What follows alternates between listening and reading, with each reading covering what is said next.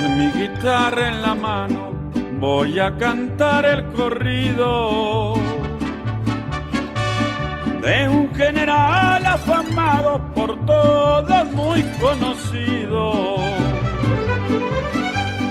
Nació Emiliano Zapata en un risueño pueblito. Bien, antes de hacer la presentación al señor embajador, voy a dar el uso de la palabra al señor director de la Escuela Profesional de Historia de nuestra facultad, el doctor José Valdizán. Muy buenos días. Esta mañana la Escuela Profesional de Historia de la Facultad de Ciencias Sociales se siente honrada con la visita del excelentísimo señor embajador de México en el Perú, don Víctor Hugo Morales Meléndez, quien dará una conferencia magistral sobre la figura de Zapata, Revolución y Leyenda, el centenario de una traición. Esta conferencia magistral se enmarca dentro de los 140 años del natalicio del mítico revolucionario mexicano. Y también con esta conferencia inaugura el segundo semestre académico de la Escuela de Historia de la Facultad. Hablar de México y el Perú es hablar, como sabemos, de una historia milenaria enraizada en estas tierras de América. Tanto la cultura azteca como la cultura inca, así como todos los pueblos que la precedieron, han marcado nuestra identidad. El paso de España por este continente nos dejó su lengua, su religión, costumbres, idiosincrasias occidentales. La recuperación de esta autonomía, de esta identidad propia nuestra, costó movimientos sociales trascendentales. Podemos recordar en el caso del Perú, la revolución de Túpac Amaru, y en el caso de México, una figura, como decía, épica entre su historia, Emiliano Zapata, que luchó por una reivindicación social de las familias campesinas en México. Por esta razón, nos complace a la Escuela de Historia haber aceptado nuestro ilustre visitante acompañarnos en esta clase inaugural del semestre académico con esta conferencia. Sirve también motivo para fortalecer esta relación institucionales entre universidades mexicanas y peruanas, no solamente para intercambio de conocimientos, experiencias, sino también para intercambio de docentes, estudiantes y fortalecer este afán común de un desarrollo social justo y humano. Por eso agradezco al señor embajador su visita y le doy la más cordial bienvenida a la universidad y a la Facultad de Ciencias Sociales. Muchas gracias. Gracias, doctor Valdizán. Enseguida las palabras del señor decano de nuestra facultad, el doctor Julio Víctor Mejía Navarrete.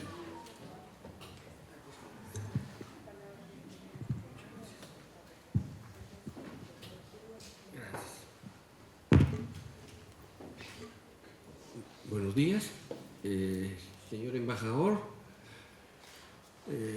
licenciado Víctor Hugo Morales Meléndez, director de la Escuela de Historia, el doctor Valdizán, estimados colegas, queridos alumnos y público que se ha hecho presente el día de hoy.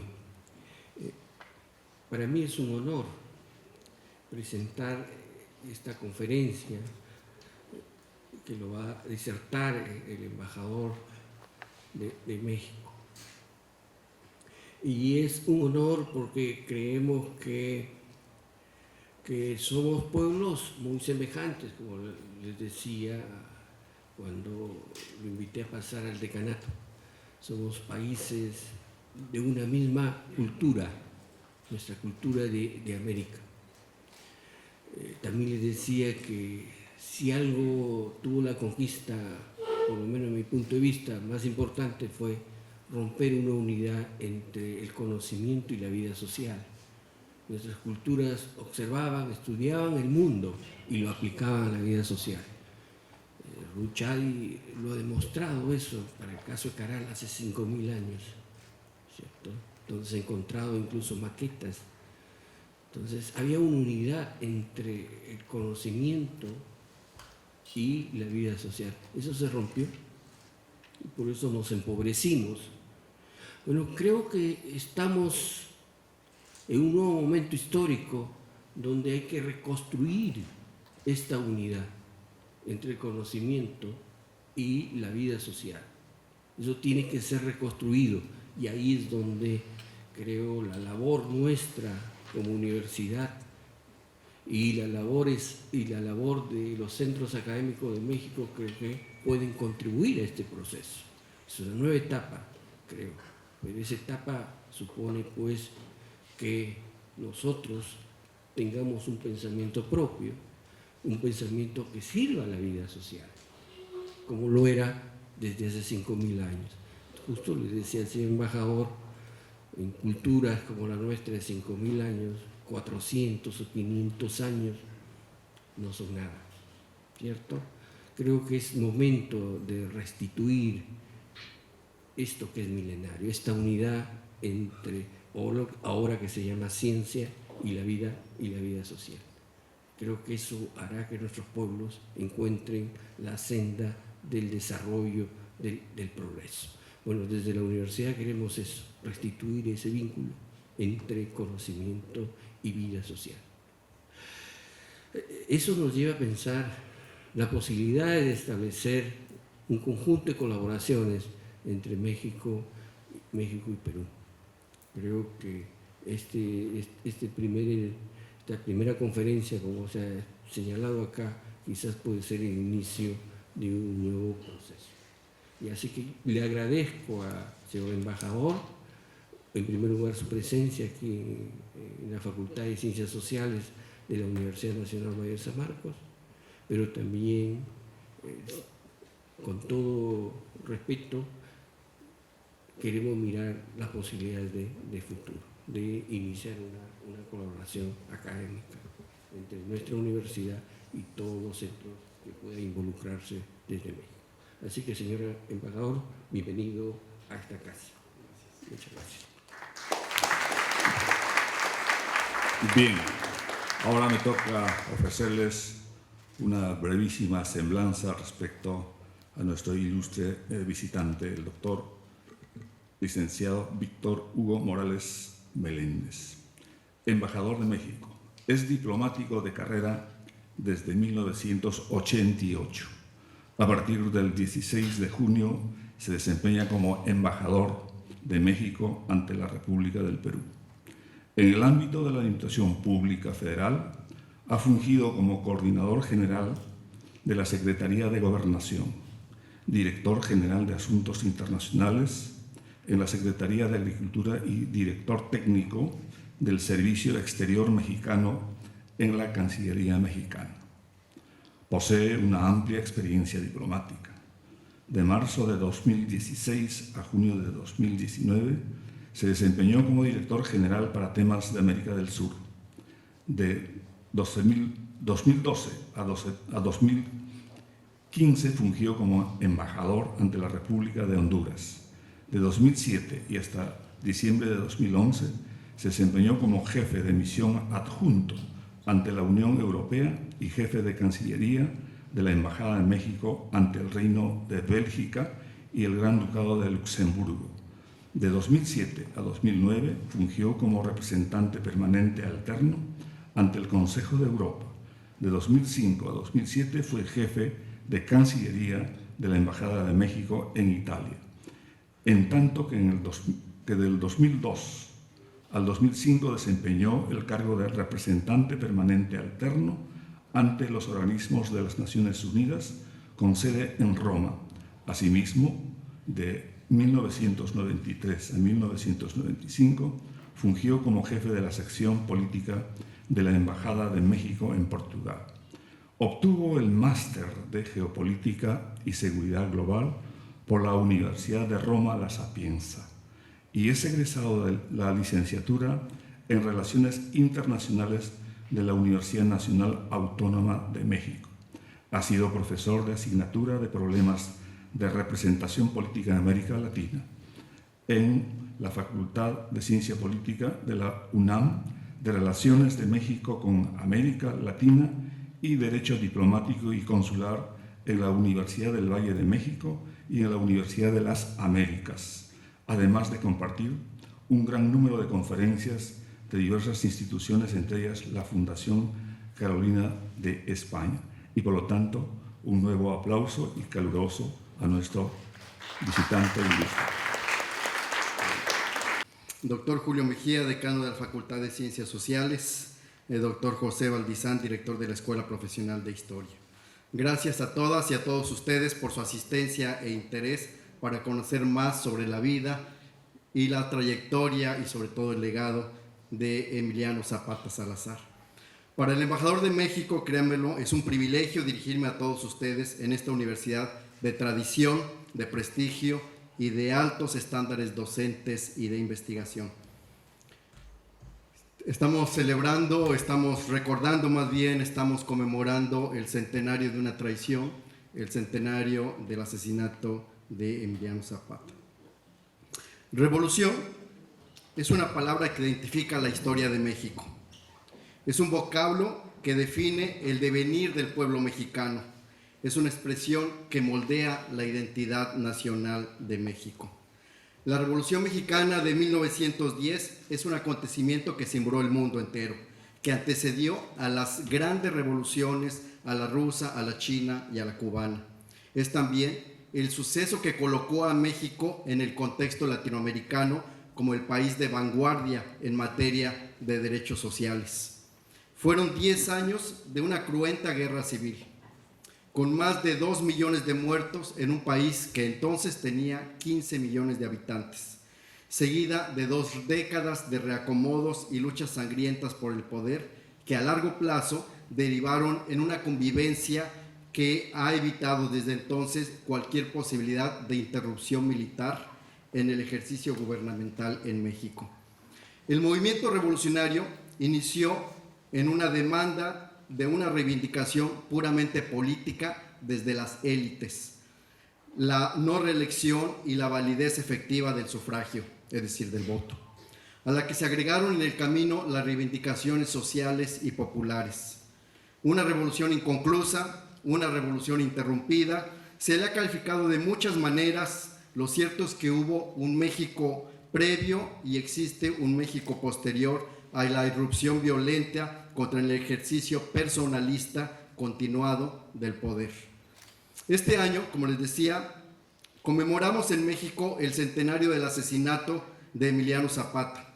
Lo hacemos para que los mexicanos recordemos nuestra historia, para no olvidar nuestras raíces profundas y para fijar mejores rumbos al país.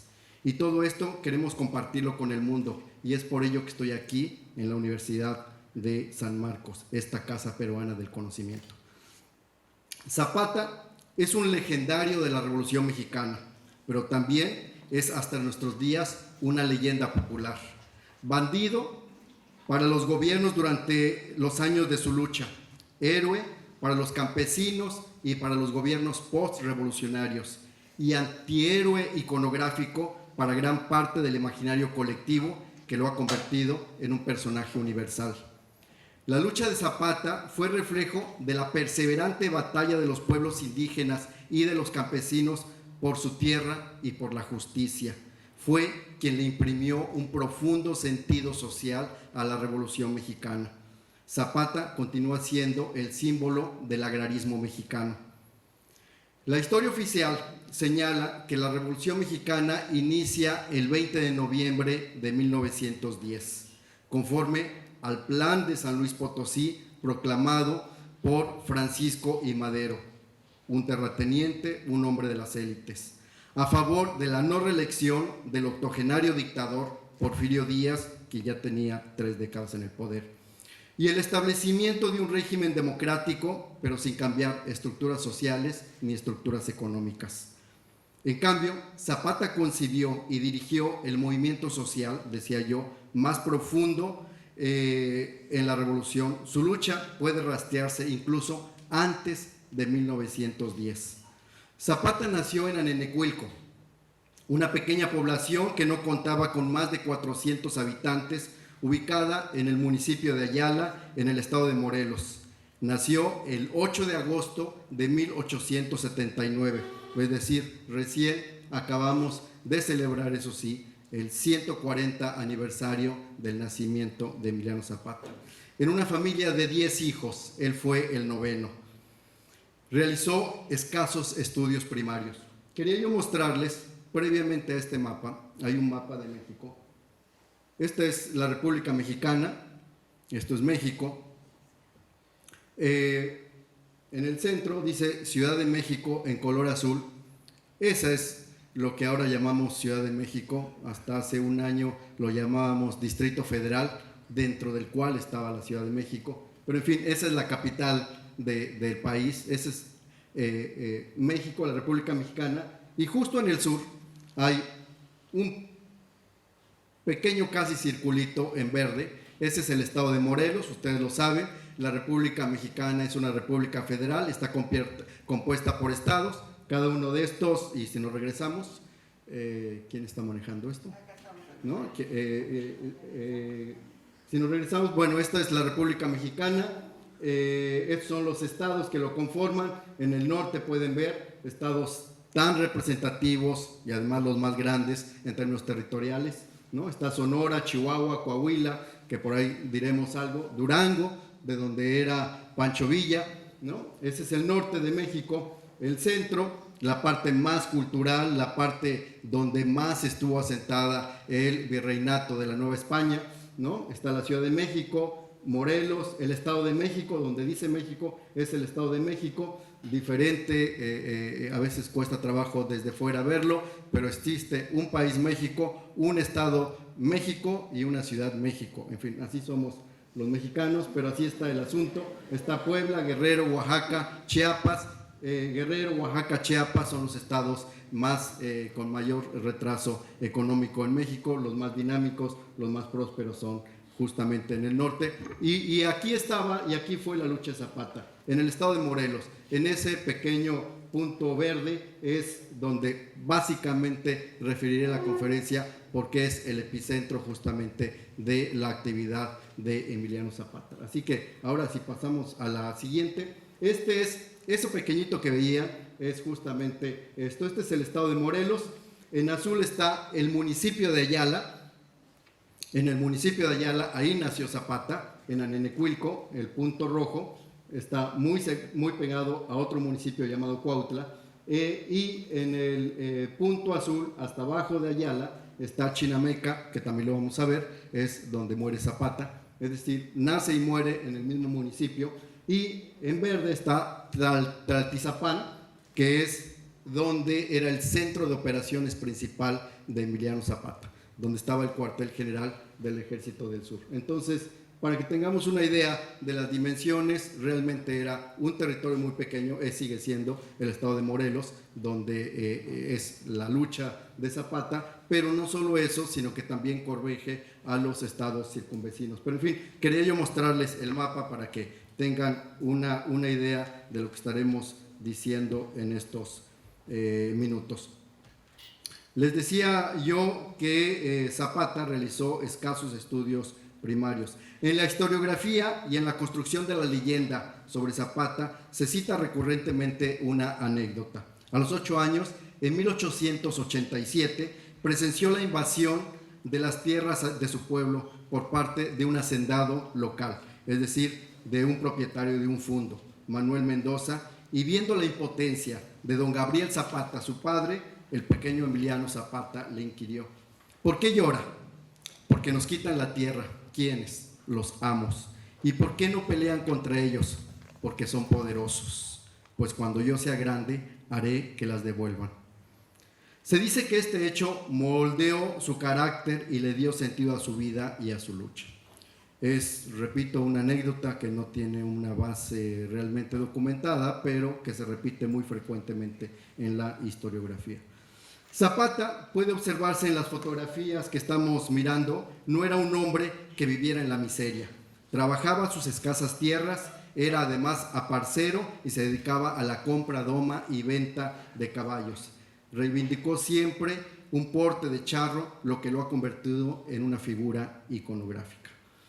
En 1905 formó parte de una comisión de campesinos morelenses del estado de Morelos, que se entrevistaron con el presidente Porfirio Díaz, este viejo dictador de 30 años en el poder, para solicitarle resolver los problemas de despojo de las tierras de su pueblo de Anenecuilco. No hubo una acción favorable de parte del gobierno central.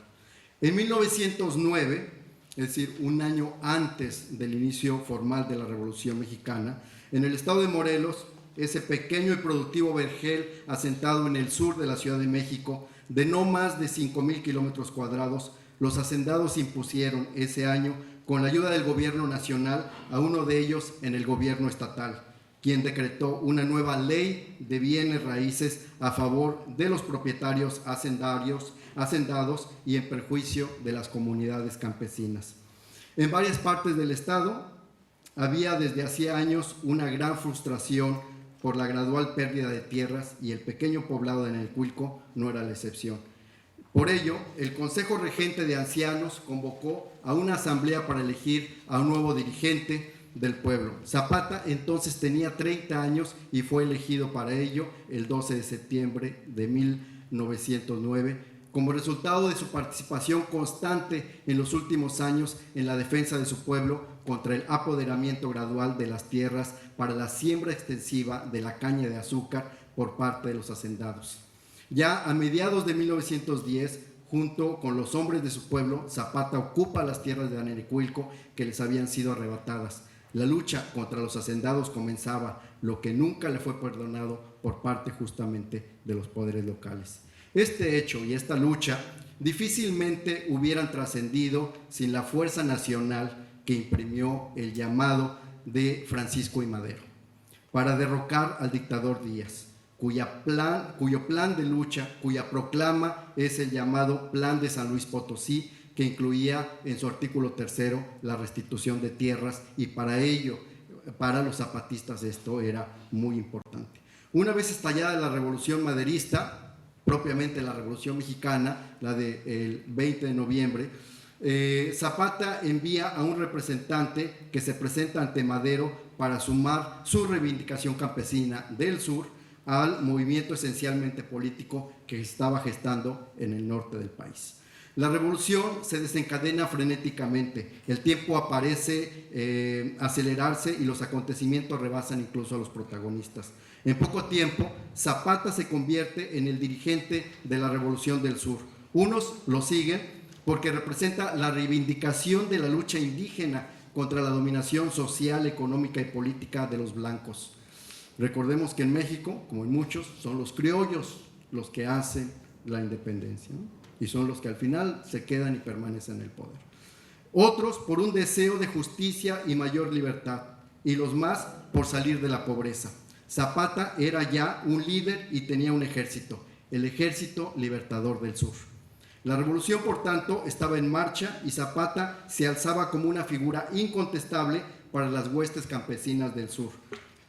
La construcción de la leyenda no se hizo esperar.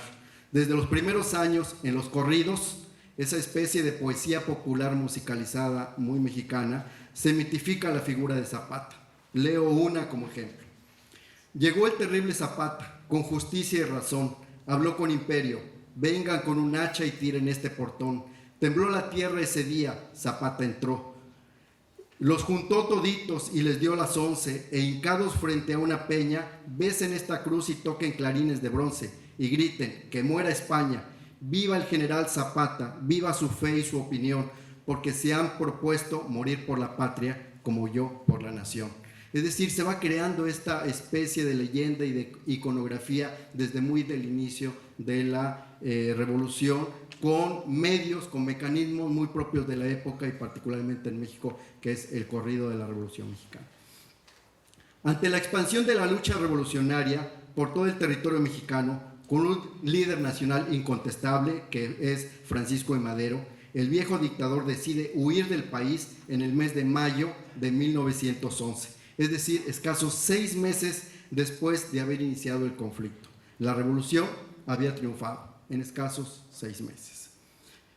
Menos de un mes más tarde de esto, Zapata se reúne por primera vez con Madero, el líder revolucionario, sin llegar a un acuerdo para terminar su lucha.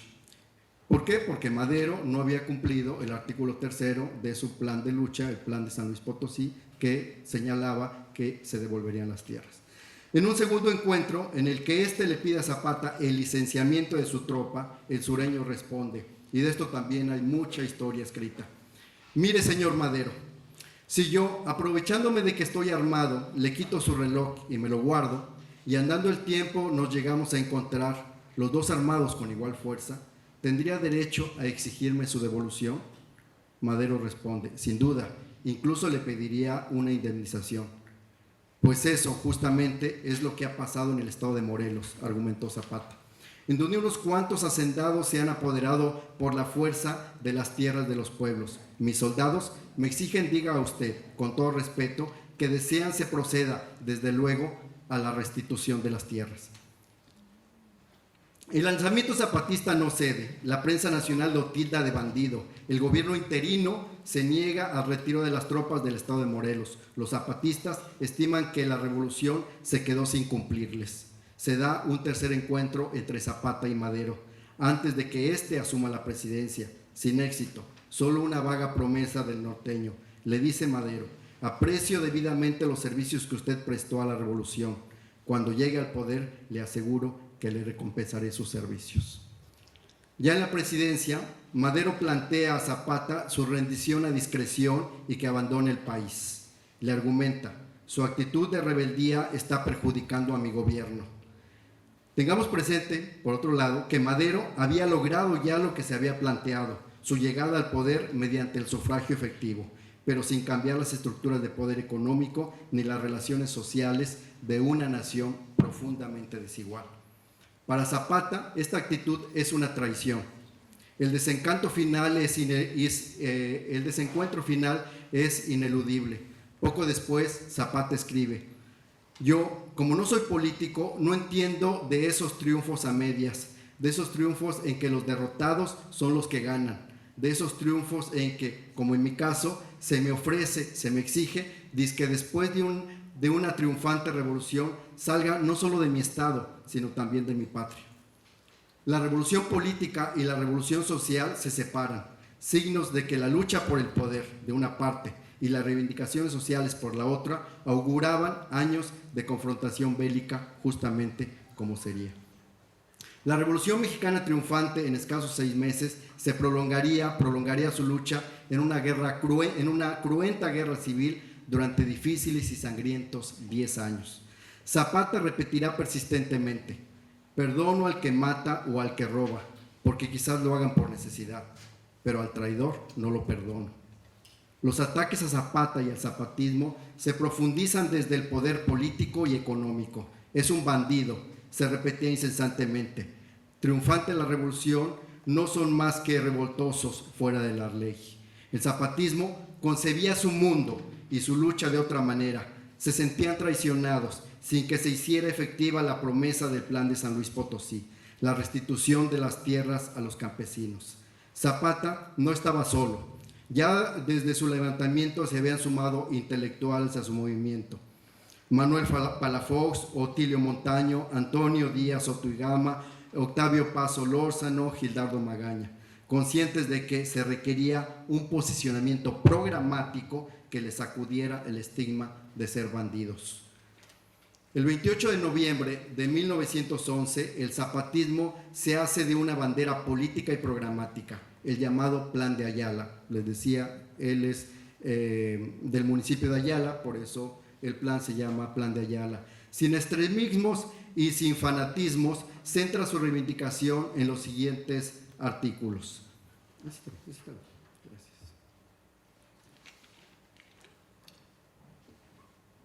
Les voy a leer los 3 principales artículos del Plan de Ayala para que vean de qué se trataba la lucha de Zapata. El sexto dice que los terrenos, montes y aguas que hayan usurpado los hacendados, científicos o caciques a la sombra de la justicia venal entrarán en posesión de estos bienes inmuebles, desde luego, los pueblos o ciudadanos que tengan sus títulos correspondientes a esas propiedades, de las cuales han sido despojados por la mala fe de nuestros opresores, manteniendo a todo trance, con las armas en la mano, la mencionada posesión, y los usurpadores que se consideren con derecho a ellos lo deducirán ante tribunales especiales que se establezcan al triunfo de la revolución.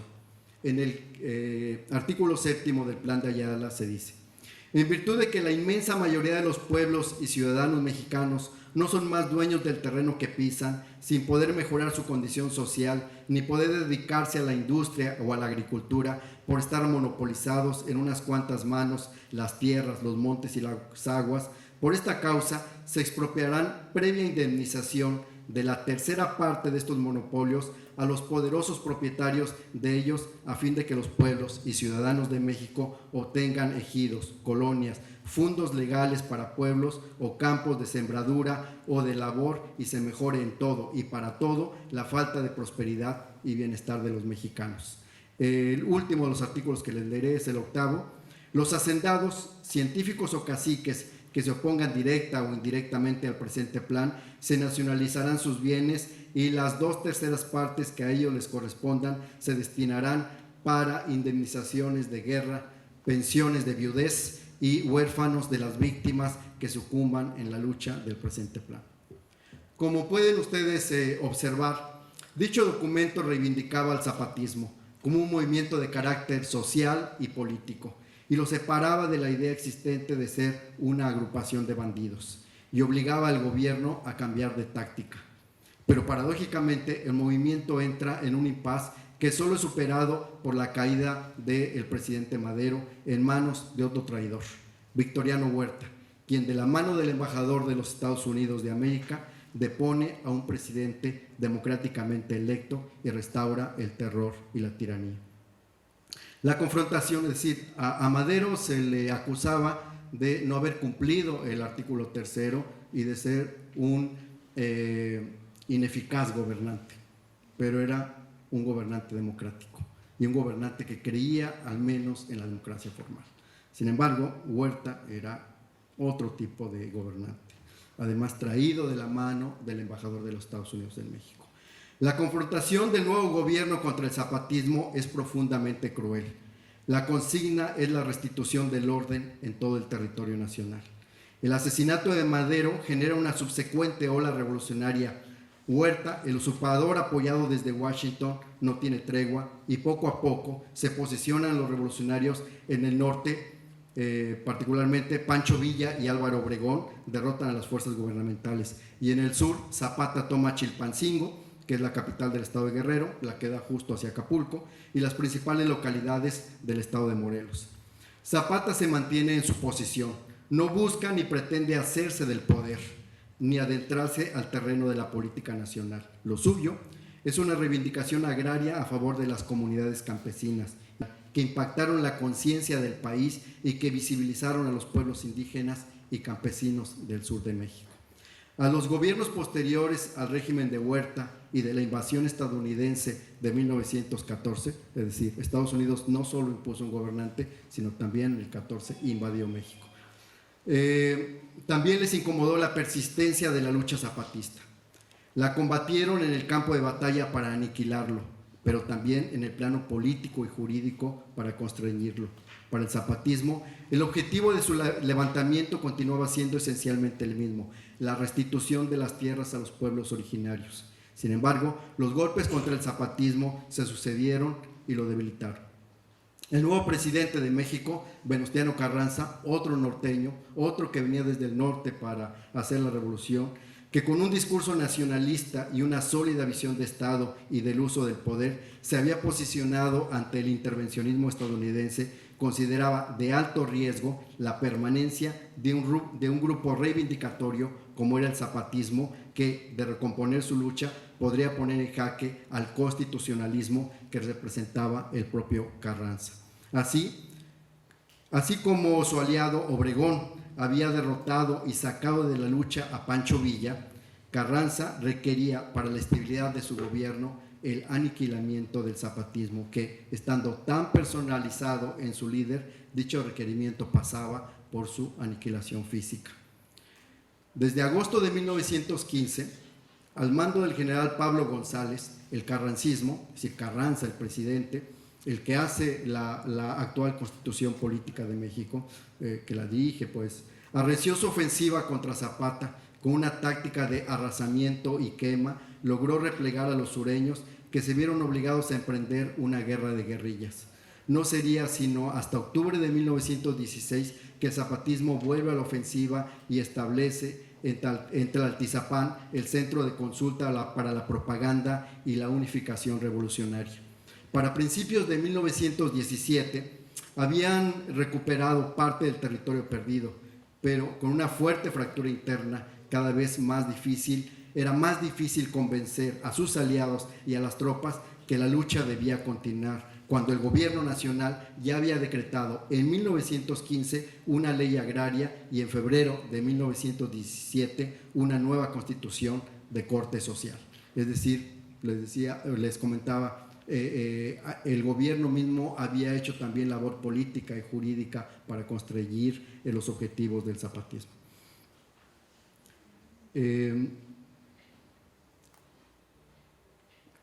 Esta fractura que les decía se evidencia sobre todo en mayo, cuando uno de los hombres de mayor confianza de Zapata, que fue Otilio Montaño, fue sentenciado a muerte por un consejo de guerras, acusado de conspirar contra Zapata. Nuevamente, la sombra de la traición se ceñía sobre el caudillo. Perdono al que roba y al que mata, pero al traidor no lo perdono, seguía repitiendo Zapata, como eco de una consigna de vida. El cerco gubernamental restringe cada vez más a Zapata y su movimiento, quien intenta hacer alianzas, pero sin éxito. La Gran Guerra Europea, es decir, la que llamamos la Primera Guerra Mundial, estaba por concluir y se vislumbraba un nuevo viraje de la atención estadounidense hacia su vecino, hacia México. El tiempo apremiaba, pero las horas del zapatismo estaban contadas. En agosto de 1918 pierde Tlaltizapán su centro de operaciones. Cada vez más debilitado, Zapata fue enterado en marzo de 1919 que se había producido una fuerte desaveniencia entre el jefe carrancista de las operaciones del sur, el general Pablo González, y uno de sus mejores oficiales, el coronel Jesús Guajardo. Para Zapata se presentaba una nueva oportunidad de relanzar su lucha ya mermada, por lo que envió una carta a Guajardo invitándolo a unirse a su movimiento, aprovechando el resentimiento que tenía hacia su jefe. González logró interceptar la misiva de Zapata y urdió un plan.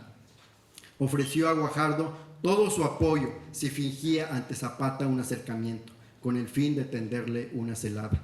Guajardo responde a Zapata en consecuencia y se declara en rebeldía contra el gobierno federal, del cual era soldado. Zapata le exige una prueba de lealtad y Guajardo, en contubernio con González, que era su jefe, atacó a un contingente federal, es decir, a uno de ellos mismos. Luego de lo cual ofrece a Zapata un cargamento de municiones y se citan en la hacienda de Chinameca. Era entonces el 10 de abril de 1919. Revelador es el parte del coronel Jesús Guajardo, que rinde en relación a la operación concebida por el general Pablo Gómez justamente para asesinar a Zapata. Y leo este parte como documento histórico que me parece es muy importante. A las 2 p.m., cito, esta es una cita, a las 2 p.m. Zapata venía acompañado de 100 hombres para entrar a la hacienda, estando preparada de antemano la guardia para que a la entrada de hicieran honores y a la vez la orden para que a la segunda llamada de honor hicieran fuego sobre el cabecilla, estando el resto de la fuerza arreglada y dispuesta a combatir, dando por resultado que a las 2:10 de la tarde se presentó ante el cuerpo de guardias, ejecutándose lo dispuesto y quedando muerto el propio Emiliano Zapata, Seferino Ortega, Gil Muñoz y otros generales y tropa que no se pudieron identificar, habiéndose hecho bajas entre muertos y heridos en número aproximado de 30 hombres. Sin embargo, la visión de los vencidos difiere. El secretario particular de Zapata, en su parte, de los hechos relata lo siguiente. Después de reiteradas invitaciones, el jefe accedió. Vamos a ver al coronel. Que vengan nada más 10 hombres conmigo, ordenó, y montando su caballo, un alazán que le obsequiara Guajardo el día anterior, se dirigió a la puerta de la hacienda. Lo seguimos 10, tal como él ordenara, quedando el resto de la gente muy confiada, sombreándose debajo de los árboles y con las carabinas enfundadas. Continúa el secretario de Zapata. La guardia parecía preparada a hacerle honores. El clarín tocó 3 veces llamada de honor y al apagarse la última nota, al llegar el general en jefe al dintel de la puerta, de tal manera más alevosa, más cobarde, más villana, a quemarropa, sin dar tiempo para empuñar ni las pistolas, los soldados que presentaban armas descargaron 2 veces sus fusiles y nuestro general Zapata cayó para no levantarse más. La sorpresa fue terrible. Los soldados del traidor Guajardo, parapetados en las alturas, en el llano, en la barranca, en todas partes, cerca de 1000, descargaron sus fusiles sobre nosotros. Bien pronto la resistencia fue inútil. De un lado éramos un puñado de hombres consternados por la pérdida del jefe y por otra 1 millar de enemigos que aprovechaban nuestro natural desconcierto para batirnos encarnizados. Así fue la tragedia. Guajardo, el primero que cité, finaliza su parte de operaciones. 1 hora después, con objeto de conducir el cadáver de Zapata, se tocó el botacilla y media hora más tarde, a las 4 p.m., salí de la hacienda con la fuerza de mi mando rumbo a Cuautla, lugar donde llegamos a las 9:10 p.m., haciendo entrega de dicho cadáver al ciudadano general en jefe del Cuerpo del Ejército de Operaciones del Sur, como prueba de haber cumplido la orden en comisión que hacía 60 horas me había confiado. Y bueno, este es el fin de la cita. Después, desde Palacio Nacional, en la Ciudad de México, el entonces presidente de la República, a pesar de su característica circunspección, no logró ocultar su satisfacción. Venustiano Carranza, el jefe de ellos, el jefe político, escribe a Pablo González, y cito: con satisfacción me enteré del parte que me rinde usted en su mensaje de anoche, comunicándome la muerte del cabecilla Emiliano Zapata como resultado del plan que llevó a cabo con todo efecto el coronel Jesús M. Guajardo. Lo felicito por este importante triunfo que ha obtenido el gobierno de la República con la caída del jefe de la revuelta en el sur. De todo esto han pasado, les decía, ya 100 años. A la mañana siguiente del asesinato, el periódico Excelsior, que incluso hasta hoy se sigue publicando, se denomina el periódico de la vida nacional, encabezó su edición del 11 de abril de la siguiente manera: murió Emiliano Zapata, el zapatismo ha muerto. Sin embargo, lo que es cierto también es que nació en ese momento la leyenda. Los rumores se expanden y las dudas crecen entre los adeptos al zapatismo. El cadáver tiene todos los dedos completos y a Zapata le hacía falta el meñique de la mano izquierda. Se preguntan si el cuerpo inerte tiene una cicatriz de cornada en la pierna. Se especula que el cadáver no presenta el conocido lunar en forma de mano en el pecho que tenía Emiliano Zapata. No es Zapata, argumentan. Para el gobierno no hay duda, se trata de Emiliano Zapata Salazar y por tanto la revuelta sureña había concluido. Para las bases campesinas, Zapata se constituía en el mito que regresaría para concluir su lucha y hacer justicia. Para los gobiernos postrevolucionarios es en una figura utilizable en el discurso oficial. Tal como lo hizo solo 5 años después del asesinato el entonces candidato presidencial Plutarco Elías Calles, al reivindicar como suyos los objetivos de Zapata. Quien conoce, Plutarco Elías Calles es el creador del PRI, del Partido Revolucionario Institucional, que gobernó durante 70 años continuos en México. La lucha campesina zapatista, su tesón por la reivindicación agraria, contribuyó a la extinción del Estado oligárquico.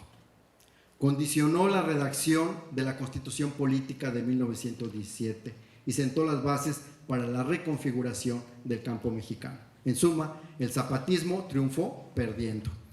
Fue, sin embargo, una reforma agraria que difería ostensiblemente de la reivindicación zapatista, que se concebía como una lucha desde las bases para la recuperación de las tierras que le habían sido arrebatadas durante el siglo XIX y los primeros años del siglo XX, mediante el reconocimiento de los derechos previos a la independencia, no un proceso muchas veces clientelar desde el Estado. Es decir, hay una gran diferencia entre lo que concebía Zapata, el zapatismo, y lo que fue la reforma agraria.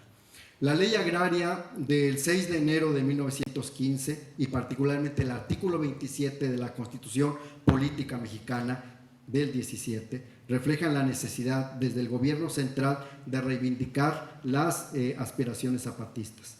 La extensa reforma agraria mexicana de la primera mitad del siglo XX, de recuperación y dotación de tierras al pequeño campesino, que modificó la estructura agraria mexicana, no se explica sin la influencia del zapatismo en la conciencia y en el accionar de los gobiernos post-revolucionarios. En el homenaje a Emiliano Zapata, el 10 de abril de este año, es decir, en el centenario de su muerte, en conmemoración, les comento, de su asesinato, el presidente Manuel Andrés López Obrador lo calificó como un hombre leal a su pueblo, un hombre honesto, fiel a sus ideales. Octavio Paz, ustedes lo saben, el intelectual Premio Nobel de México, escribió un prólogo al libro Emiliano Zapata. Es un libro de su padre, de Octavio Paz Solórzano. Como les había comentado, es uno de los intelectuales, una de las personas que se unen al zapatismo, y escribe este libro, se llama Emiliano Zapata, de Octavio Paz Solórzano. El prólogo es de Octavio Paz, del hijo del célebre poeta. Octavio Paz resume en el prólogo, editado por el Fondo de Cultura Económica, y aprovecho y le agradezco muchísimo a Gustavo Rodríguez, que es el representante del Fondo de Cultura Económica aquí en Perú, su presencia. Octavio Paz dice en el prólogo: Zapata, el desconfiado campesino del sur, astuto y legalista, solitario y comunitario, revolucionario y tradicionalista, poseído por una sola idea, fija y devorante: la vuelta a la mítica edad de oro del comienzo, la comunidad original de los labriegos y los artesanos libres, la aldea anterior a la historia. Madero es el libro, Villa el vendaval, Zapata la semilla. Nada los une excepto su fin. No vidas sino muertes paralelas. Los tres murieron asesinados por un traidor. Traición, palabra maldita interminablemente repetida a lo largo de nuestra historia. Para concluir esta conferencia, estimadas amigas y amigos, y me encanta mucho que haya gente joven aquí y que esté interesada realmente en la historia de México en general y particularmente de un personaje de una gran trascendencia social como fue Emiliano Zapata. Quisiera rendir un breve homenaje a un peruano que habla de la tierra, de la esperanza y de la necesidad de un cambio para mejorar a su patria. En suma, lo que Zapata anhelaba. De un peruano que desdeñaba a los traidores. Javier Heró, poeta joven de 21 años, asesinado con 19 balazos en Puerto Maldonado por querer un Perú mejor. Heró escribió: porque mi patria es hermosa como una espada en el aire, y más grande ahora y aún más hermosa todavía. Yo hablo y la defiendo con mi vida. No me importa lo que digan los traidores. Hemos cerrado el pasado con gruesas lágrimas de acero. El cielo es nuestro el pan de cada día. Hemos sembrado y cosechado el trigo y la tierra, y el trigo y la tierra son nuestros, y para siempre nos pertenecen el mar, las montañas y los pájaros. Muchas gracias.